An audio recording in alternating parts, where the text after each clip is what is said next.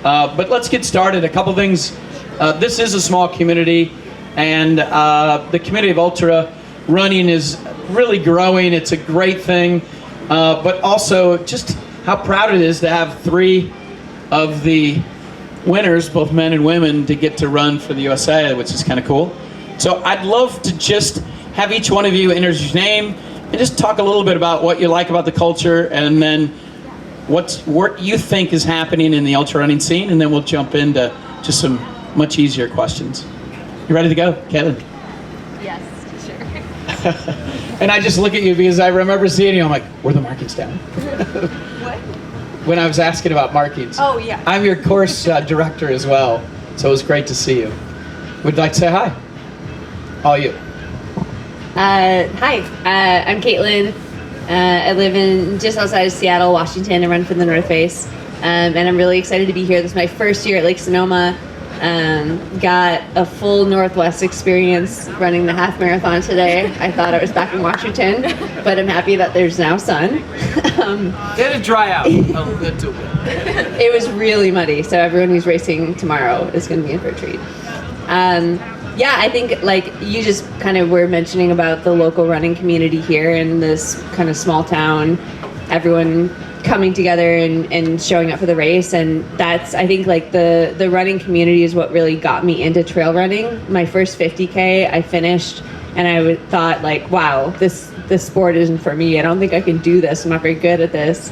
And I ended up hanging out around a campfire, eating chili and drinking beers with a bunch of other trail runners, and then got connected with that local running community and started going to some group runs and just really found my people. And I think that's really been a big part of trail running for me, and I love seeing everyone show up as part of the community for races like this. It's good. First of all, it's amazing to hear, but what an amazing, I mean, we're over at Run the Alps after your big win. Just how's it feel being here? What's it feel like this year? And then we'll jump over to Paddy, because if you're from Ireland, you can run in rain a little bit, so you might have some insights and a little bit of mud. But just to tell, just how you feel and how's everything going? Yeah, I don't know. So I raced at UTMB last year.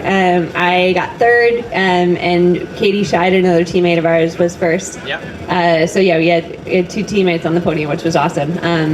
But I don't know. I like U.S. running is different. It's just a little bit more small, low-key vibes, which is really fun too. Yeah. So I'm Paddy O'Leary, Irishman, as he mentioned, living in San Francisco. I got into running because of the Bay Area, the Northern California trail running community. Am I a little bit too close to the speaker?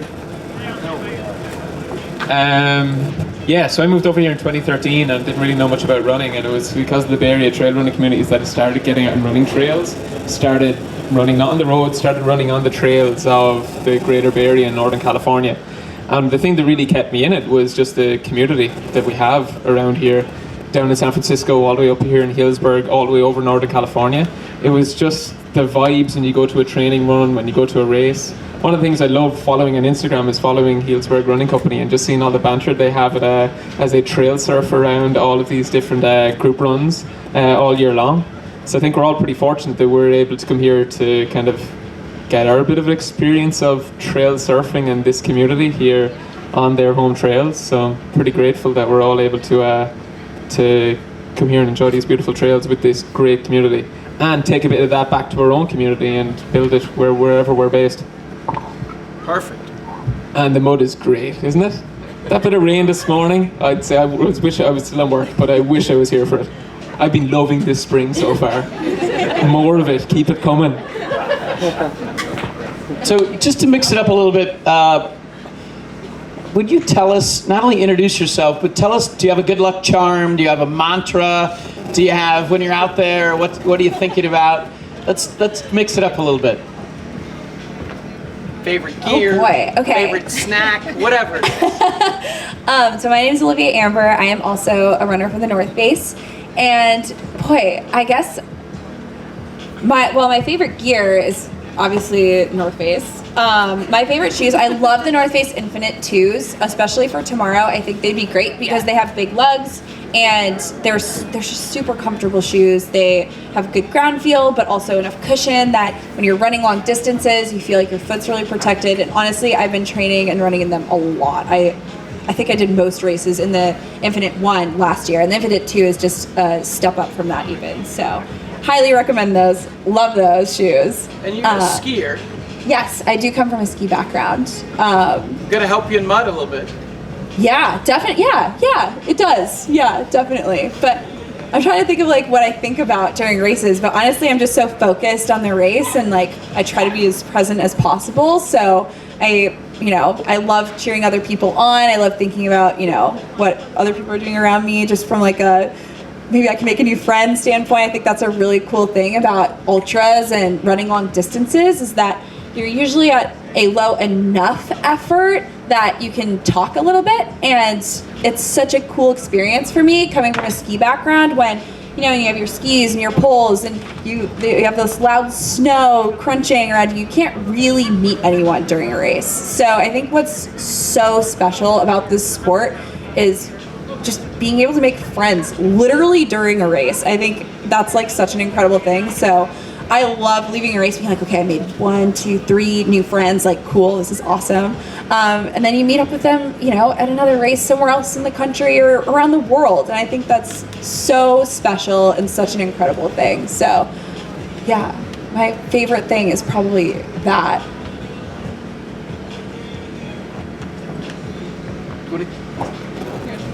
You don't have to bring it back to me. My name is Jen. I'm based in Missoula, Montana, and I also run for the North Face. Good luck charm. You will always see me racing in braids. I love braids. Perfect. I don't know. I think it's something I started in high school and had a really good race when I was in braids, and I was like, I'm just gonna try this for like all of them. And so then I started just braiding my hair all the time and just like had good races and good results. So I don't know. Maybe that's a good luck charm. Mantras. Man, I just think about just the hard work and everything that I've done in the leading months to a race, because I think as a runner, like we'd like to talk about like the highs of running and how much we love it, but there's also some really terrible lows that we put ourselves through out there in training and just every day and just tired. We get tired all the time. And so on race day, it's like a celebration. So I just kind of remember that it's time to like celebrate my fitness, celebrate my work, and just kind of, woohoo, we're out here doing it. So also I just came back from an injury, so yes, woohoo, we're out there doing this. So yeah. I'm Jason Schlarb. I live in Durango, Colorado, and in my backyard is about consolidated 4.5 feet of snow.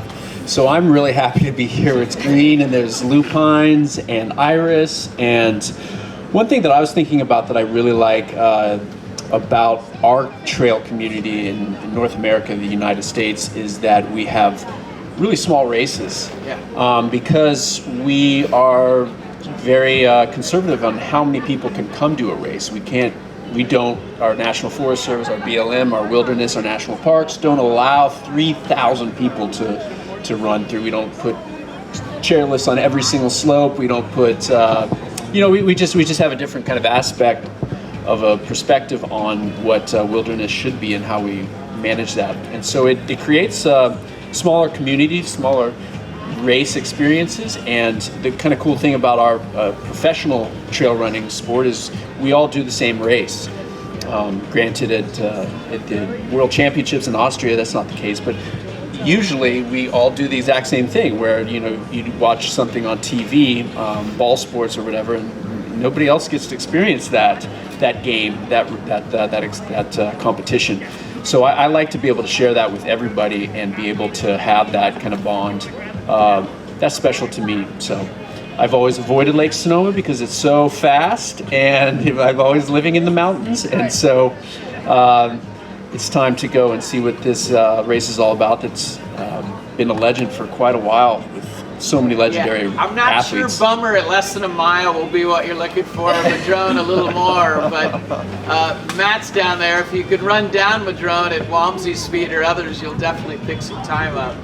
As a Colorado or a Duranimal, you'll have fun out there. Yeah, looking forward to that. And hopefully, Duranimals will definitely kill it out. yeah. Hopefully the mud will slow some of these fast young guys down a little bit. So, thanks for having me too. Oh no, thanks for coming. I'm Sarah Kais. I'm from Saranac Lake, New York, where it's also the dead of winter, basically, at this point. So I have not really touched, well, I've touched some dirt on roads, I guess, over the last few months, but that's about it. And I guess what are we doing? We're doing good luck charms? You can do anything you want. Good luck, charms, mantras. Okay. Well, I You're don't. third at the run, right?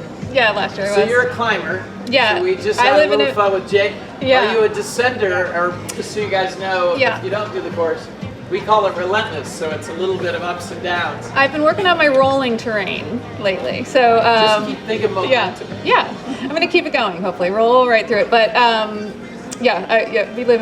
live in a very technical area, but I've been running roads, and so I think it'll hopefully translate okay. But good luck. I don't really believe in luck. I do believe in hard work. But right yesterday, I was delayed. But on the way, I went back home. I live real close to a very small airport, and a bobcat, which I've only seen one ever before in the Adirondacks, came out, and I got to watch him for several minutes. And then, which I took as a really great omen. And then today, I was doing a shakeout run, and there's a bobcat vineyard, right down the street. Yeah. And so I saw that sign, and I think so. That's my good luck charm, I think, for tomorrow. But and. Same. I mean, mantras, I'm going to try a new thing. I'll give you guys all a little tip. So I'm going to partition my kind of negative thoughts into different characters, and I made them into pastries. Yes. So, You might have to expand on that. when you're running along and we're feeling pain, I am going to picture a chocolate croissant that I am going to tell, okay, pain, I'm going to eat you later. It'll be fine. I'm not worried about it. Or fatigue is going to, I don't know what I made fatigue into, but then I have maybe a Twinkie, or I made a crotchety croissant, and I doodled all these things on my long layover yesterday. And so I'm going to think about those while I'm out there. That's so good. Well, I can't top that. Well, you're the champ. Come on, you. So hi, everyone. My name is Matt. I am based out of Oakland, California. I had the fortune of running this race last year, and I'm really excited for the brand new experience that is this year. We're doing mantras and things. I think a couple of things I think about before races. One is to keep it incredibly simple. I think at its core, ultra running is just running a really long distance, and there's no need to complicate it too much. And I think that comes down to just kind of making a plan and sticking to it. Usually picking a stupid little mantra. A couple that come to mind off the top of my head. One was last year. I actually looked at the photo that I posted recently of last year. I had the word Ibaka on my left wrist. I don't know if anyone follows the NBA, but there's a player called Serge Ibaka, and this dates back to high school, where my friend and I just decided in the middle of the race when we want to go, just yell Ibaka, and then you go. And it's just stupid little mantras that just bring a smile to my face. So now we'll all be Yubaka. We'll help you. Yeah, well, yes, the second one that I can think of at the top of my head was actually the last race I did, which was the Black Canyon 100K back in February. I actually had the fortune of having this guy pace me for the last 25 miles, and I had just started watching The White Lotus, and the second season has one of the most fantastic theme songs you've ever heard of. So we just listened to that song 10 times in the car beforehand. And then we showed up in the middle of the race, and at every aid station, my crew was blasting that song.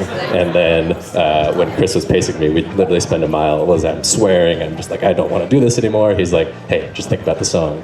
And I was like, what's your favorite lyric? He's like, and it's just stupid things like that just brings you together, brings the community, and makes me rationalize running a really long distance far. So, yeah. Could we get a full rendition? After the race. Just watch Tony's video.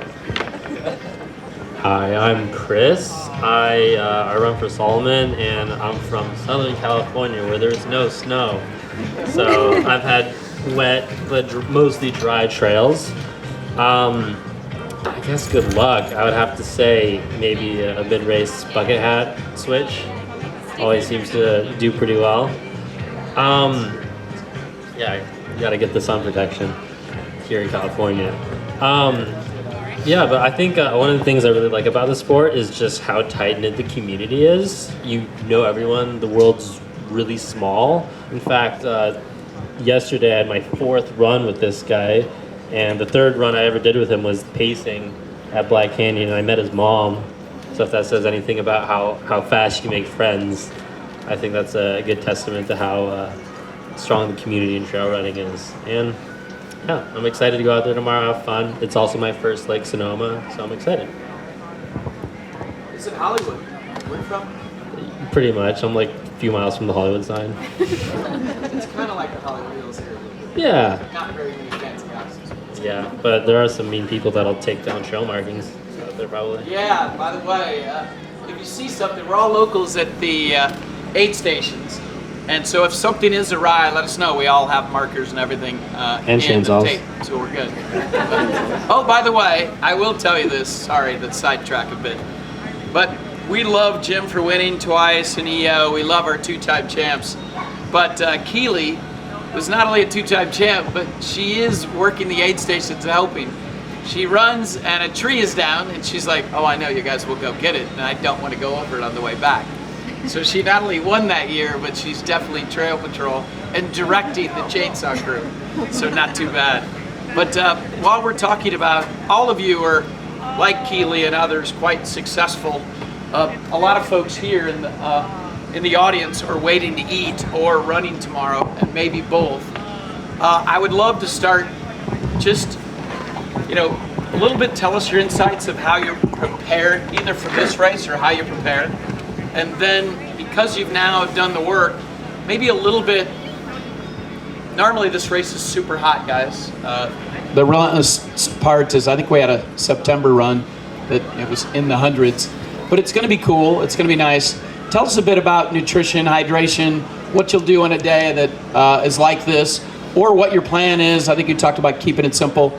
Just, that's one of the elements some of the folks out here will deal with tomorrow. Just tell us a little bit about your nutrition, hydration. It can be either who sponsors you or just some things that are go-to.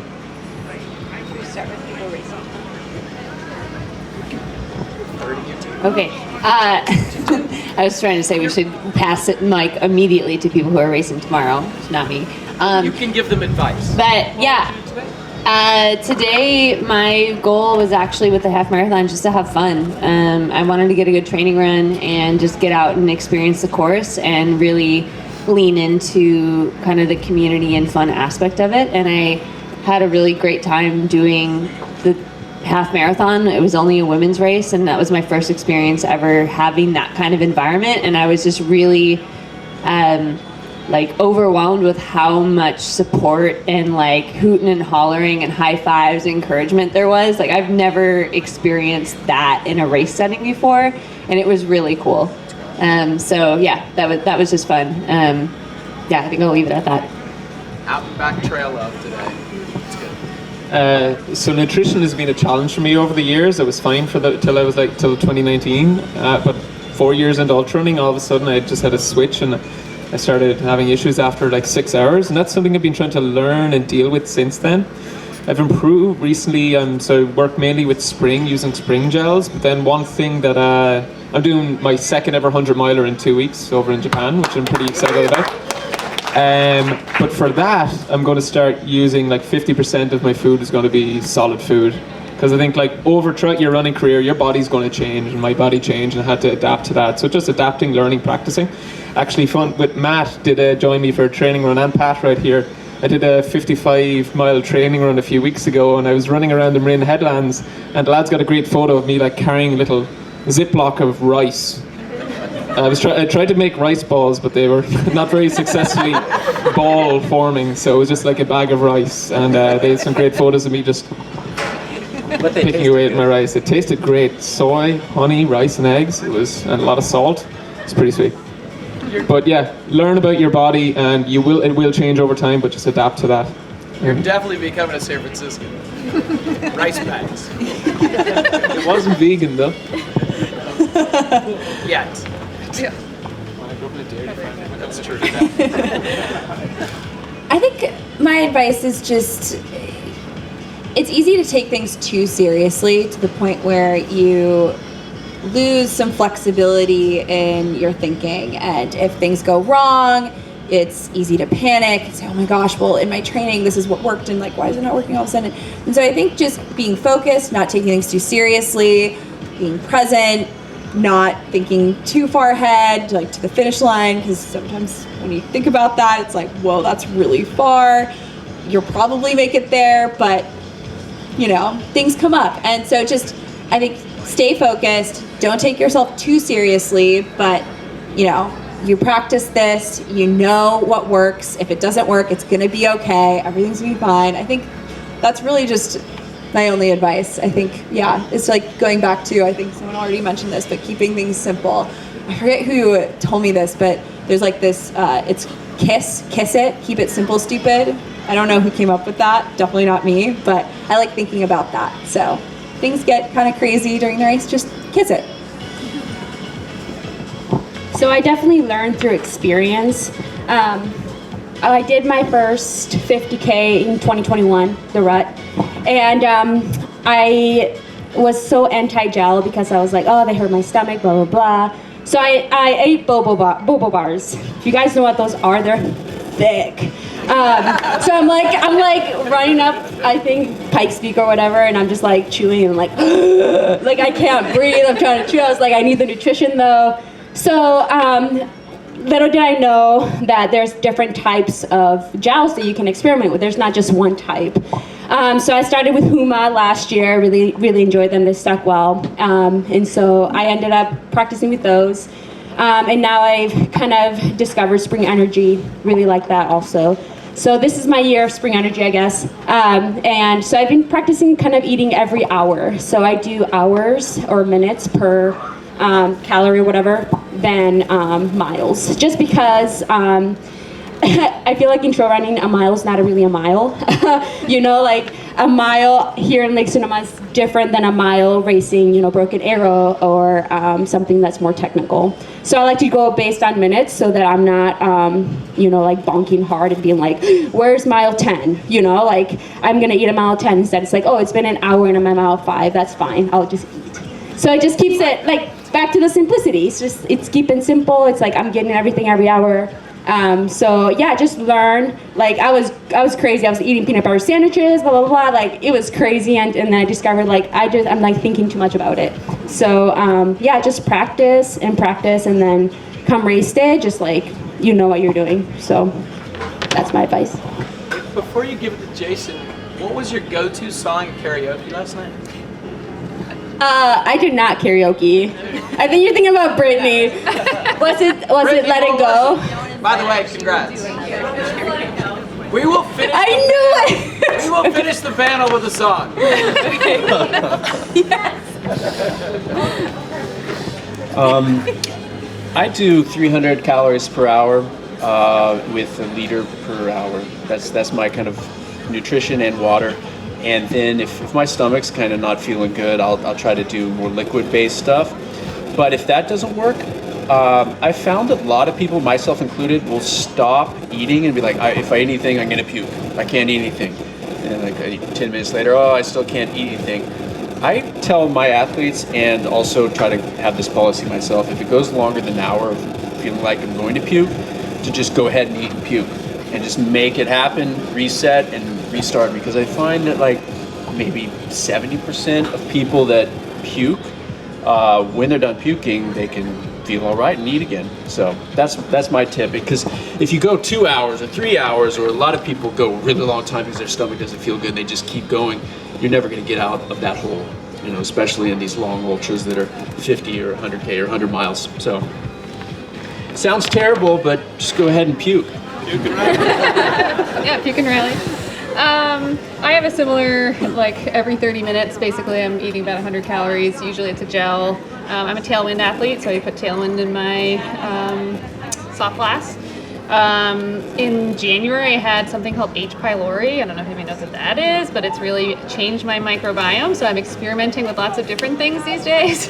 But I'm keeping with the 100 calories every 30 minutes.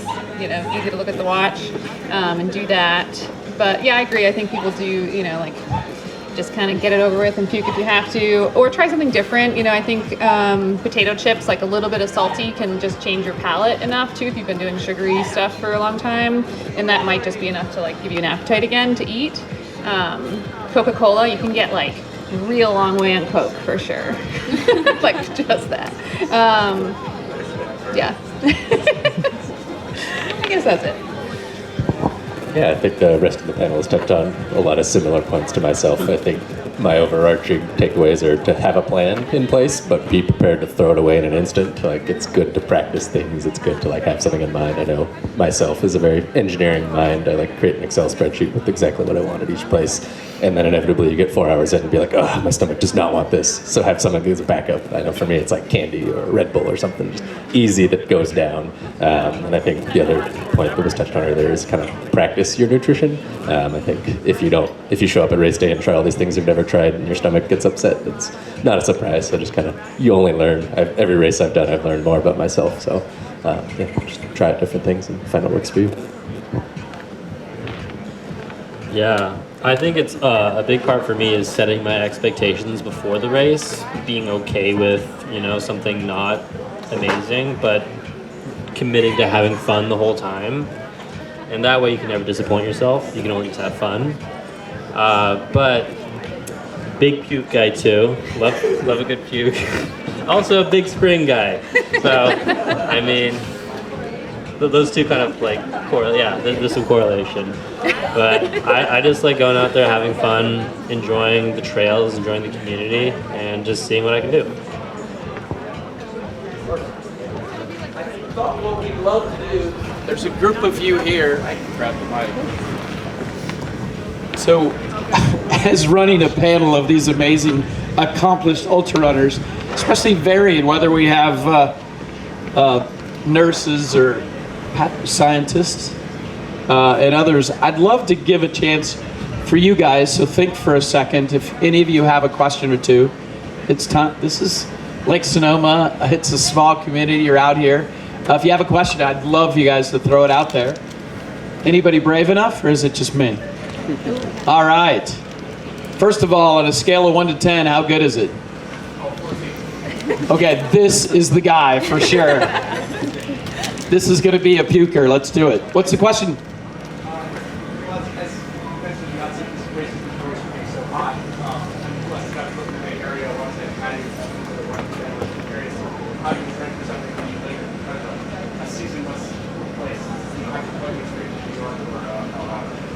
So the idea is you live somewhere that isn't hot or isn't as varied, and how do you just prepare for temperature? Matter of fact, it's pretty breezy on this stage. We didn't prepare for the temperature too well. Right away.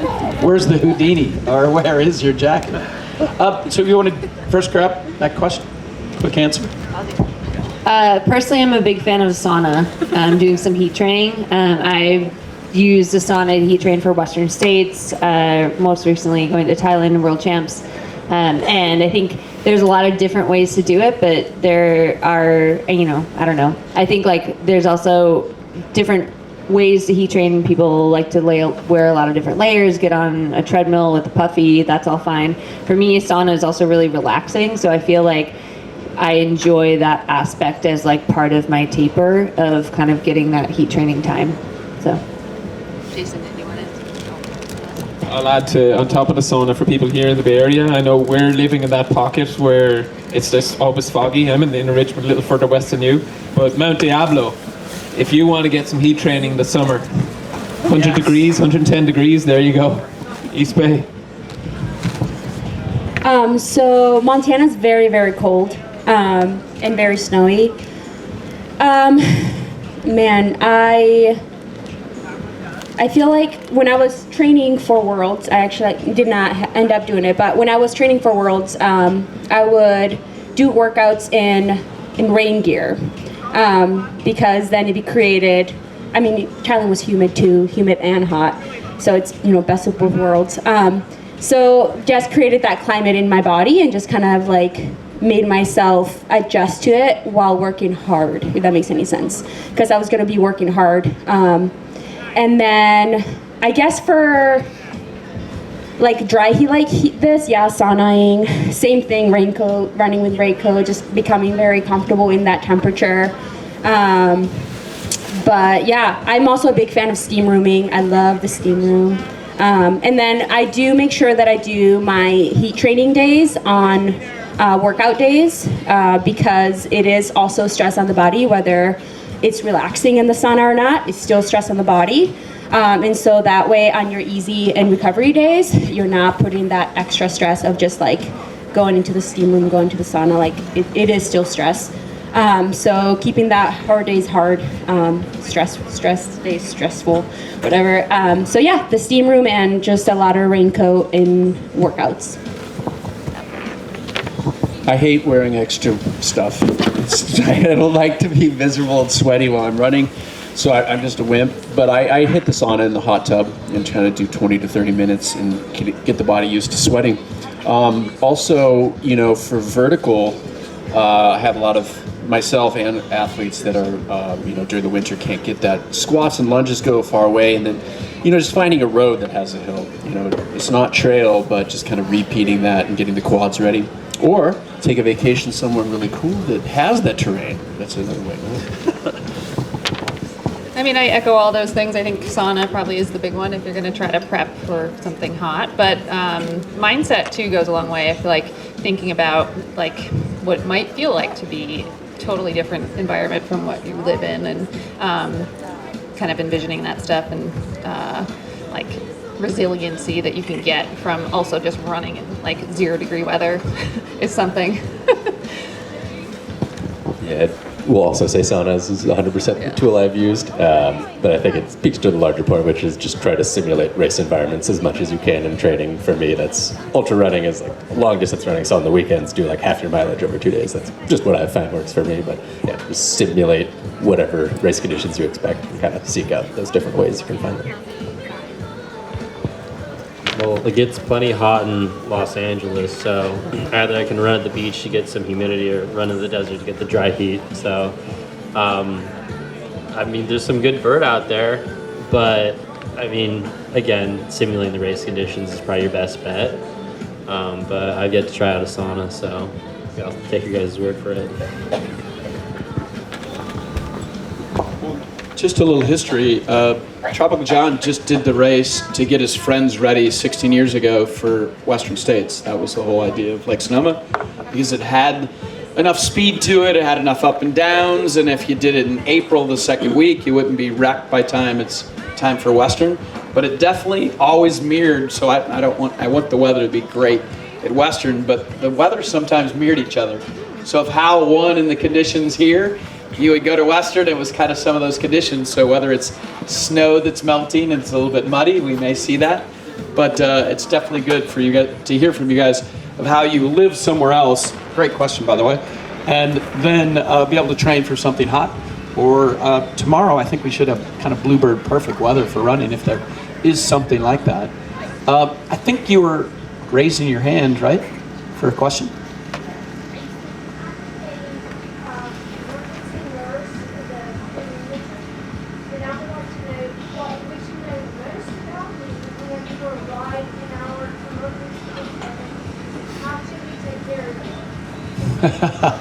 Well, we hope that doesn't happen. We've had 16 years with Geyserville Fire and them here, but I wish she was here actually, just to tell you an amazing athlete. Sarah Cummings ran pretty hard here, really legitly hard, and missed an aid station, which means she ran a longer distance than normal on the way back. She kind of just showed amazing grit to get to place on the podium. And we always, when we see it in this race where you overcome, particularly every aid station has a medical person, and they always make you feel on hot days, because it was September, we call it September to Remember, but it was the medical guys, and they were really good. They would tell us, a lot of them that were tough, and they would just cool you off and get you cooled down. So one thing I will tell you, we have on a warm day, we have 23 creek crossings and that's when it's really hot. about for a Western States Golden Ticket. Those getting the ticket, those would lay in 3 of the biggest creeks, because it's usually heat that is the issue out there. The other thing that's also amazing is when you have great aid stations and medical staff there, they cool you off pretty well. But I'll let you guys kind of chime in on if you are feeling it. When you're on the edge, when you're in the pain cave and hit it really hard, and when's a time where you have to sit in a chair maybe where you don't want to and kind of regroup. And I'll refer that, he's not here, but we call it the Eric Sensman effect of getting the ticket here and just sitting for a long time in all 3 creeks. I don't know if Drew Maycomer, are you here? He's racing. They were duking it out for the ticket, local boy from Healdsburg, and Eric, and he just used the creeks to cool off. You want to say something? Yeah, I'll second the creek thing. I've done that in Western States, like actually like literally laying down backwards in every creek. And it takes a couple seconds of time, but it cools your body temperature down, and I think it has a really big impact. A couple old timers gave me that tip, and I think it's definitely a good thing. So if you're feeling hot tomorrow, there's so much water on the course. There's a lot of opportunity to cool down, and sometimes slowing down for a few seconds can save you minutes or hours later on in the day. I think I'd reiterate that last statement about, say, like taking your time on a climb, say if it's way too hot, and losing a couple of minutes there can save you a lot of time if you're blowing up later on. So kind of patience can go a long way. Yeah, and if you have access to ice is super helpful too, and it's really hot, putting ice in your armpits, in the back of your neck. If you have a hat or a hood, putting it on your head. If you have a waist belt or a vest, sticking your vest in your waist belt, like all of those things can really help cool your body temperature down. But yeah, I mean, just also checking in with yourself, like, is your heart rate really, really high for, the speed that you're going? And has it been that way for hours? To Kaitlyn and Paddy's point, maybe it means taking a few minutes to sit down and just take a breather and, calm your heart rate and check in with yourself and see how you're feeling. Could save you even more minutes or hours down the line. So ice, sitting in creeks, checking in with yourself, taking a few minutes, all good things. I haven't raced far enough to get any weird, running things. But I will say, I've definitely been warm on runs. I apologize. Anyway, sorry. So you lost your contact? I lost my contact. We'll come back to it if you want. Or you got your I got it.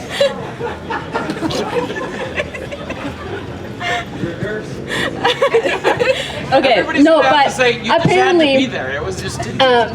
but I have been on backpacking trips in the heat, and I feel like it's pretty much the same thing when you're on your feet for 12, 14 hours, and just dipping your shirt or whatever you're wearing in water and putting it on makes a big difference. There's this thing apparently called a wet bandana or cooling bandana. It's a legit thing, which I haven't tried but must try. But I've heard from the great Adam Peterman that did wonders at the Western States. So definitely try that out. And then just hydrate, with electrolytes, obviously. But yeah, just keeping your body hydrated is a big deal. So yeah, there you go. I think the subject's been covered, but stay wet, wear a hat. Let's do, just to kind of, we're almost at 5. Let's do this, since it's kind of gone a little right to center and back. Let's do one fun fact that no one would know about you. And just, it's all you. And we'll just go down the line. I used to It's an out have. and back, so we'll remember it. All right, I used to have a pet kangaroo. Seriously. Whoa. I don't know. This is a hard question. You can pass and then come back. I mean, the first thing comes up, some people know this about me, but I have claimed to be an Adirondack native, but I'm actually born in Vermont.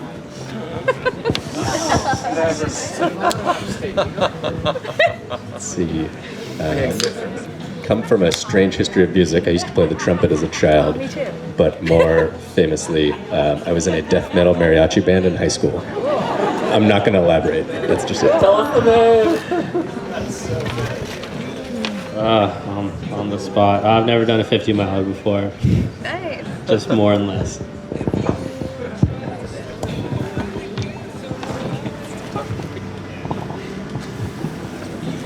I feel like I'm a pretty open book.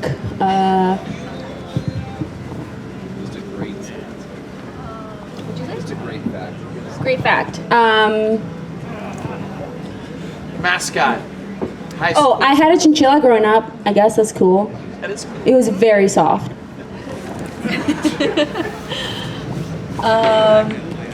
I mean, people know this, but not a lot of people. Cheese is my favorite food.